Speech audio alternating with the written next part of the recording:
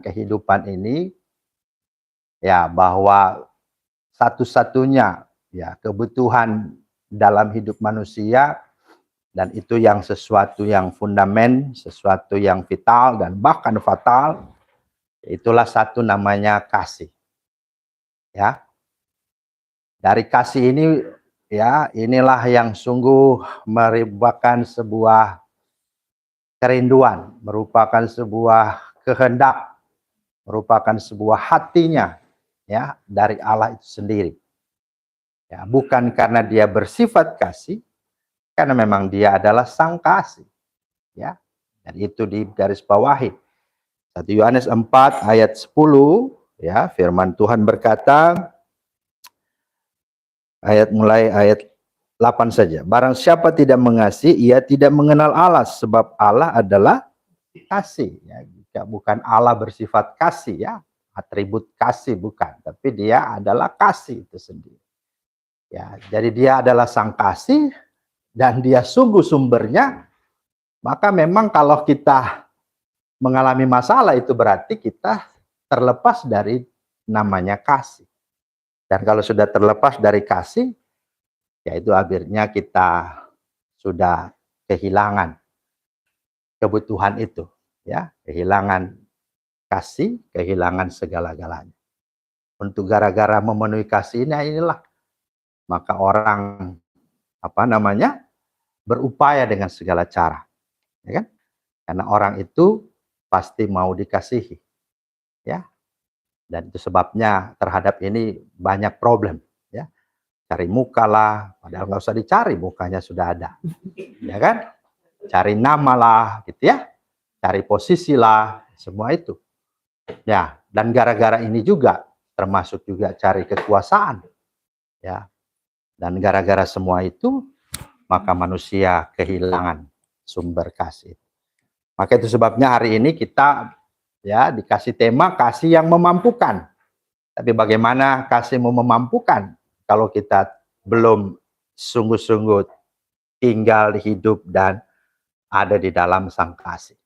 Maka kasih itu betul-betul akan sungguh hidup dan memampukan kita apabila sang kasih itu ada di dalam hidup kita. Karena kalau tidak, maka yang ada kasih yang pura-pura, kasih yang abu-abu, kasih yang palsu, ya kan? Kasih yang bersyarat, ya kan? Itu. Kasih yang pamrih, kasih yang terbatas, ya. Dan itulah manusia. Kalau kehilangan kasih, yang ada kasihnya manusia. Dia kasih dalam rangka apa? Ya, kepentingannya, bukan kepentingan Tuhan, apalagi kepentingan orang lain. Malah orang lain jadi komoditas, orang lain jadi pemanfaatan. Ya. Demi itu, maka hati-hati, memang kasih itu satu kata yang sangat indah, sangat menarik.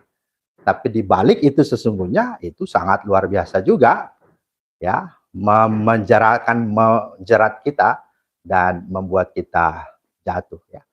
Itu sebabnya hari ini firman Tuhan berkata, ya, kasih yang sesungguhnya itu melenyapkan ketakutan. Indikator, ya, indikator dari kasih itu adalah tidak takut terhadap apapun. Yang pertama adalah kematian, maut, ya. Kasih itu melenyapkan itu. Karena apa? Ya, kita kalau ada dalam kasih, dalam sang kasih itu, maka kalau bahasa orang atau teolog berkata, di neraka pun kalau ada sang kasih aku mau.